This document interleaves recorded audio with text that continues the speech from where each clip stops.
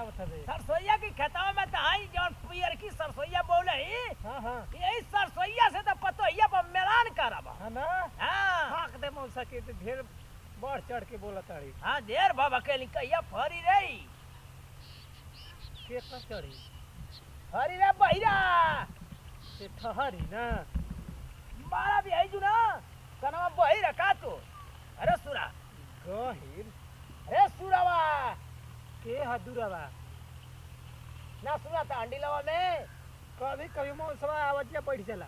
कहा कहे कि फरी या भाई बाद में अरे अच्छे हां चल मौसारे हां ये लागल भाई एक नंबर कर ली जे हां जरो और जो हूं देखू मान ला कि हर दूसरा कोई खेत में कर दे सार कहीं का सरसोईया में मुंह तो था उठा मार दो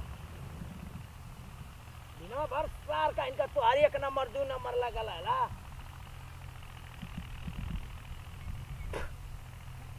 कहिया होई रे जहिया हो जाई सरसों वो दिन हमार पतो साफ ए सुरा हां मसा हो अगर हां हो गई चले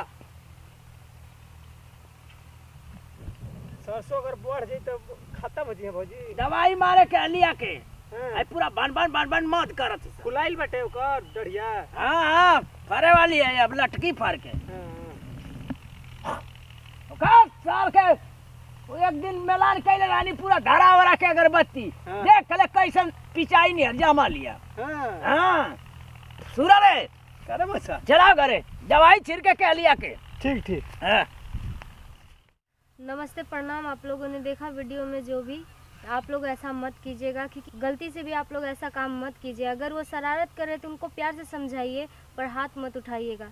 जो हमने किया चाहे बाबूजी ने किया वो सब के लिए माफ़ी चाहते हैं हम लोग। नमस्ते प्रणाम।